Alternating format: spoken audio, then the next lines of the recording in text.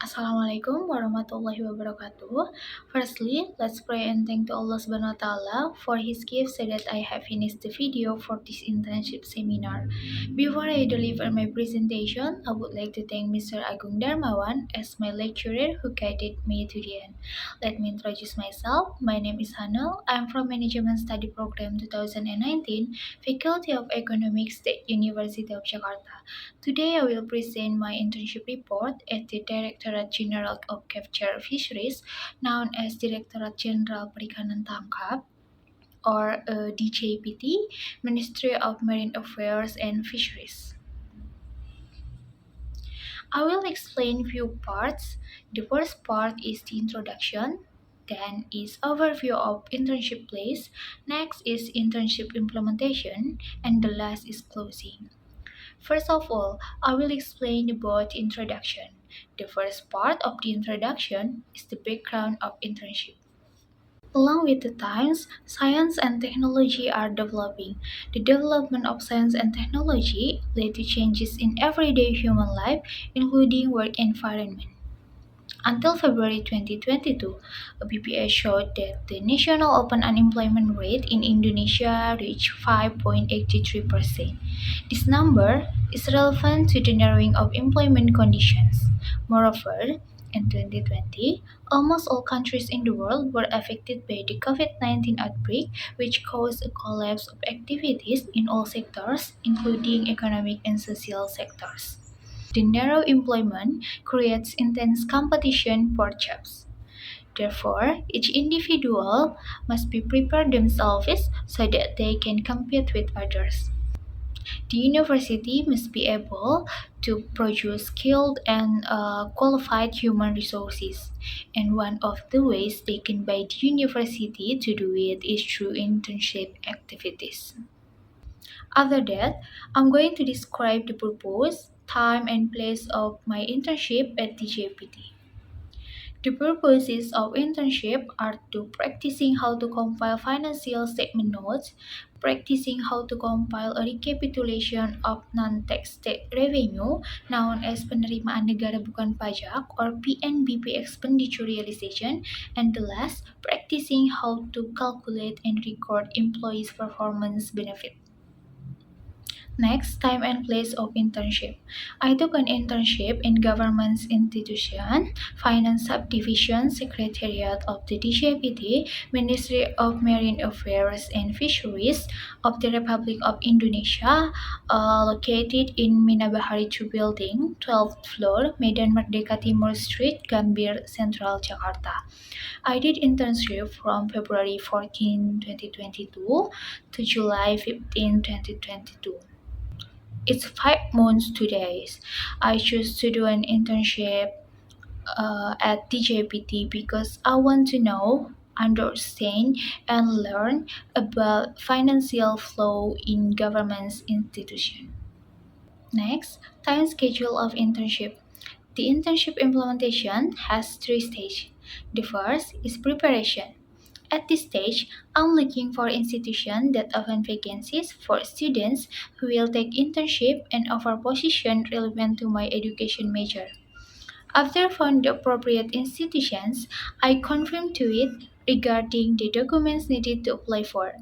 After I got letter of introduction from my college and completed the necessary files, I delivered the document to the office of the DJPT, and after that, the staff of DJPT sent a letter of acceptance through the WhatsApp group on February 7, 2022.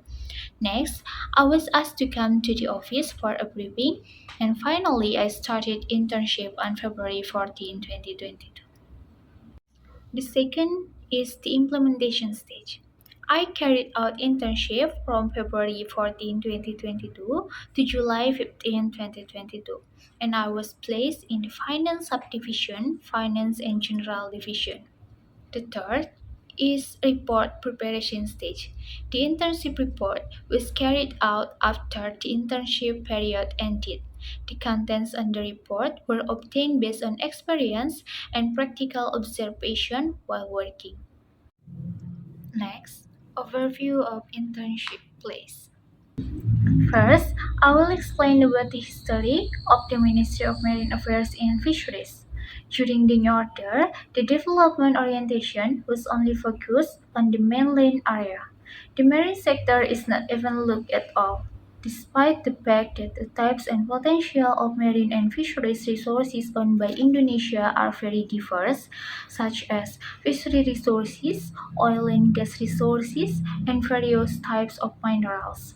In addition, there are also various types of marine environmental services that can be developed, such as marine tourism, maritime industry, and transportation services. This is what caused the appointment of Insinyur Sarwono Kusuma Atmaja as Minister of Marine Exploration by President Abdurrahman Wahid on October 26, 1999. After this appointment, on November 10, 1999, Department of Marine Exploration or DEL was formed. However, the use of DEL nomenclature didn't last long. December 1, 1999, there was a change in mention was made from the Minister of Marine Exploration to the Minister of Marine Exploration and Fisheries. Following these changes, the nomenclature of DEL was changed to the Department of Marine Exploration and Fisheries or DELP. After the annual session of the MPR in 2000, there was an overhaul of the cabinet compositions, so the DLP became the Department of Marine Affairs and Fisheries or DKP on November 23, 2000. Furthermore, at the end of 2000, Presidential Decree number 177 of 2000 was issued concerning the organizational structure and duties of the department.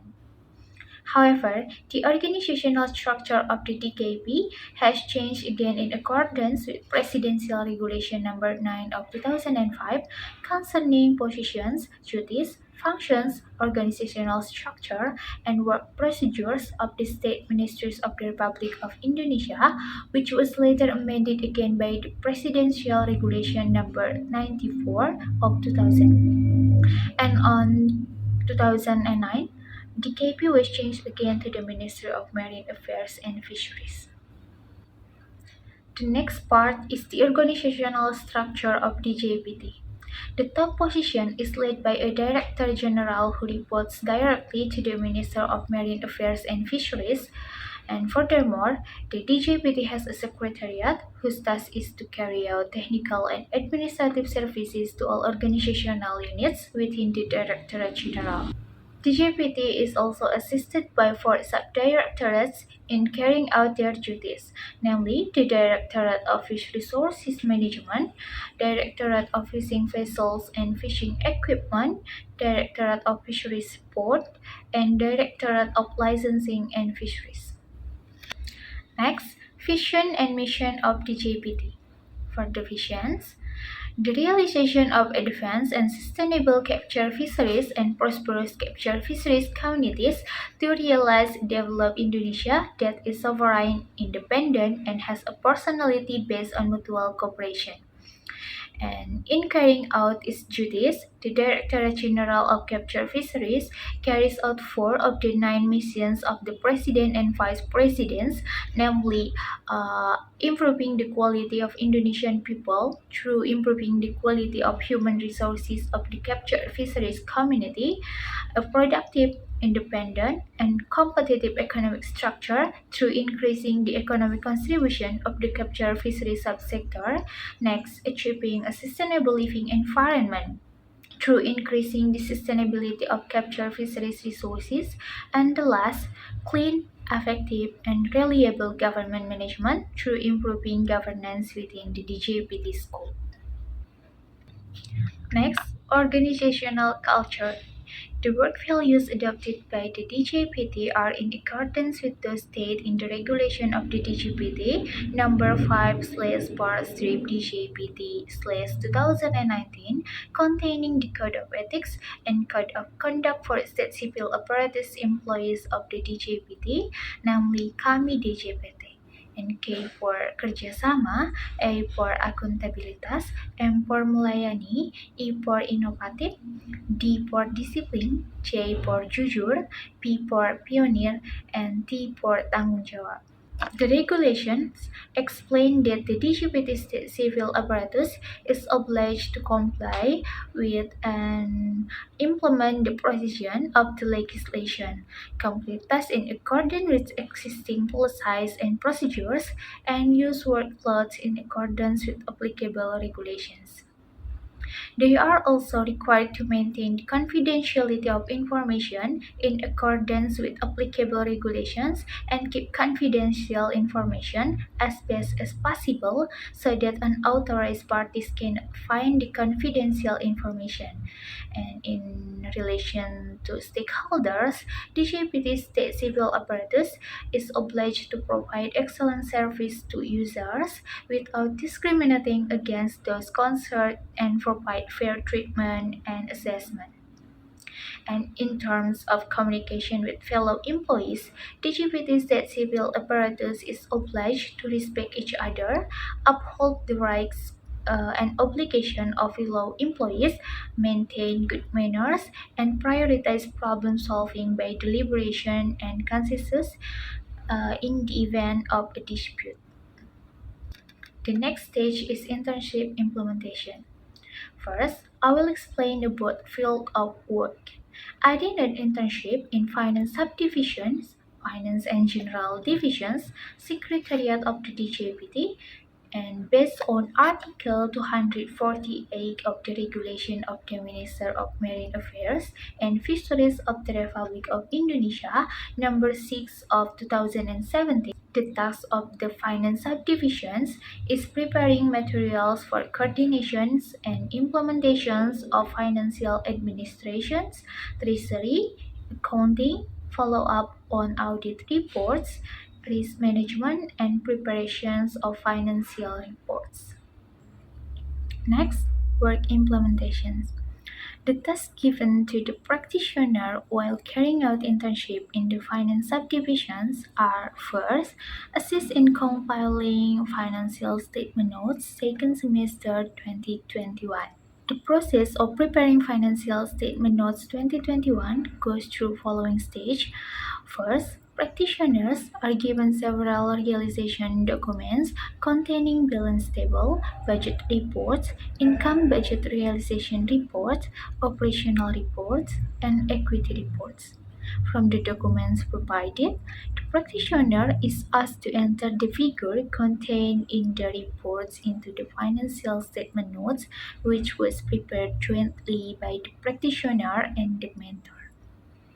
And practitioners are also asked to pay attention to the format of writing in the financial statement notes. In addition, the practitioners also contributed in making the cover for the financial statement notes. Second, prepare a recapitulation of realizations of non-tax state revenue expenditure within the scope of the Directorate General of Captured Fisheries as of February 2022. In compiling the recapitulation of the realization of PNBP expenditure, the practitioner was given data in the form of Microsoft Excel, which contains data on the word unit code, account code, source of funds, date, up to the nominal amount of money issued. Furthermore, the practitioner is asked to recap the data into a work union and account. Third, calculating and recording employee performance allowance within the Directorate General of Captured Fisheries. The practitioner calculates and records the performance allowance through the following process. Practitioners were given an SPT which needs to be completed with the nominal amount of the allowance and also a reference sheet for the amount of allowance based on grade. Second, the practitioner writes down the nominal allowance that should be obtained by the employee by multiplying the amount of the allowance per month by the number 12 manually. In recording the monthly performance allowance, the practitioner goes through the following process. First, practitioner is given a document containing the name, an IP, position, and nominal salary. Second, the practitioner is given a file in the form of Microsoft Excel to recap the performance allowance data, which has been completed with the name, NIP, class, and column to fill in the nominal salary per month, including other allowance. Practitioner recap by entering the nominal salary according the document previously provided by the mentor into the Microsoft Excel template. And the last, after completing the recapitulations, the data is then stored and sent to the mentor. Fourth, input the data for the order paying account 523 or 53 for the purposes of the state property census known as Barang Milik Negara or BMN. In inputting the data, the practitioner needs to log in to the AppSheet page where the data is inputted using an account belonging to the BMN subdivisions. The input begins by creating a folder per SPM code, then each folder will be filled with 523 or 53 account documents from the relevant SPM number. The data entered into the AppSheet is the SPM number, working unit code, name of the working unit, SPM month, payment type, account code, regional name, budget nominal, and some other data. And last, recapitulating travel data from the DJPT scope. In recapitulating official travel data, the practitioner goes through the following process. Practitioners are given documents in the form of SPD and SP2D, which contain detail regarding the names of employees who travel on official trips to the costs required for each employee for mixed official trips. Practitioner is given a file in the form of Microsoft Excel to recap the official trip within the DJPT, which consists of the version of land trip format and air travel format. For land travel documents, the practitioner would recap by entering data in the form of name, positions, date of activity, destinations, name of activity, amount of daily fee, transportation fee, accommodation fee, and the amount of expenses incurred by each person.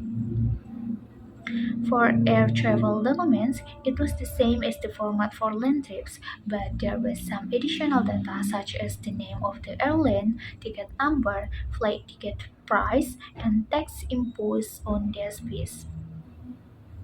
After completing the recap, the data was stored and sent to the mentor. Okay. Next, constraints. While carrying out internship in the finance subdivision, I tried my best. However, there are several obstacles, such as there was a misunderstanding in receiving task instructions from the mentor, so that in some jobs I had to repeat the task. There were troubles in completing the preparation of the financial statement notes because of my lack of knowledge. In addition, in financial statement notes, there were many tables that contain numbers. They had to be obtained from other documents in the form of Microsoft Excel, which must be practiced using pivots. Next, there were troubles in completing the preparation of the financial statement notes because of my lack of knowledge. In addition, in financial statement notes, there were many tables that contain numbers. They had to be obtained from other documents in the form of Microsoft Excel, which must be practiced using pivots, but I had never used and studied pivots before. Next, the gap between theory and practice I got in college with the reality in the real world of work. Next, difficulty in finding official travel documents due to messy documents. And then there is no access to use the internet network provided by DJPT for internship participants. And the last, there was only one printer that is commonly used, so sometimes I had to wait if I wanted to print or scan. And to resolve these obstacles, there are several things I did. First, I reconfirmed to the mentor regarding the task she was given so that there would be no misunderstandings like what had already happened. By confirming, I was finally able to do the task according to the instructions given by the mentor. And next, I communicated a lot, asked for explanation from mentors regarding assignment that I didn't understand. I also quickly learned how to use reports in Microsoft Excel so that the given task could be completed immediately. And then I recorded whether the theories and practice are different between the classes and the real world. Then I also try to discuss these things, especially the theory and practice that I just found out at the internship with my mentor. I asked the mentor about the locations where the documents might be stored. Next, I tied up the documents and put them in the same place so that employees who need these documents can easily find them. And I asked one of the employees whether or not to use the internet access there. I borrowed an account to get internet access at the office. And the last, the use of print is priorities of those who wants to print. Next, gap. The gap between the knowledge and skills acquired in lectures and the reality on the ground is the theory of government accounting, where I did not get material on government accounting on my college because the accounting material provided on my college focused more on accounting for business companies. And another gap is regarding non-tax state revenue or PNBP because the practitioner is in the management study program which focus more on management in private companies. I didn't get any theories related to the government environment including government accounting and PNBP. As a result, the practitioners need to start from scratch to understand my work at the internship. Next, contributions. In carrying out my internship, I made several contributions to the DJPT, including help to classify messy documents into one place to make it easier to find the required documents. In classifying these documents, I also recapitulated the existing documents so that it is hoped that employees will find it easier to search, match, and find the required documents. Second, participate in outreach activities on the implementation of the Sejaka application or Sistem Integrasi Jasa Kepelabuhan at PPN Kejawanan Cirebon. And the last, participate in the discussion of the preparation of the standard operating procedure of PNBP for Fisheries Port Service scope of the Directorate Jenderal of Capture Fisheries at PPN Kejawanan Cirebon. Next, the conclusion that can be drawn are I got a lot of experience and knowledge that I didn't get before when I was in college, especially regarding the financial workflow within the government. And I can improve soft skills such as communication skills, increase self-confidence, and adapt in new environment, which is really needed when a student enter the work environment.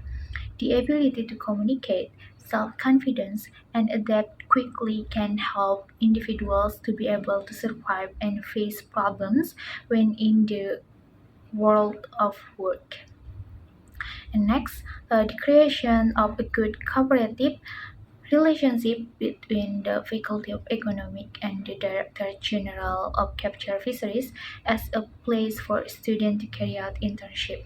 And the last, the creation of new relationship between practitioner and institutions. Based on the internship that has been done, here are some recommendations that I hope can be useful for Faculty of Economics and Directorate General of Capture Fisheries. The recommendations that I can give to the Faculty of Economics at University of Jakarta, especially the Management Study program, are as follows. It is better if the theories given during the learning process can be expanded. For example, in accounting material, it would be better if the study program also provides material related to government accounting because it doesn't rule out the possibility of bachelor management graduates working in the government sector. So when students enter the world of work, mm, they already have the knowledge to realize it in the real world of work. Okay, second, it is better if the Faculty of Economic or the study program provides the information of internship earlier because it is difficult for students to find place for internship and prepare the necessary files in short time.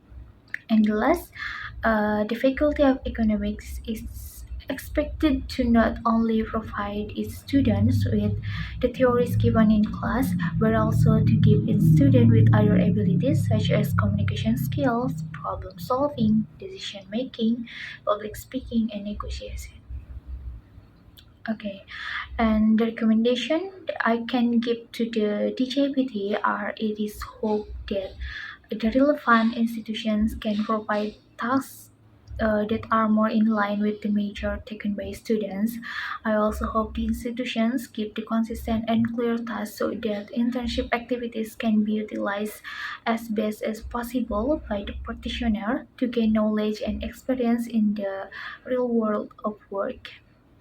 And last, it is hoped that the institution start collaborating with the Faculty of Economics to continue to provide opportunities for students of the Faculty of Economics, State University of Jakarta to be able to do internship in the future.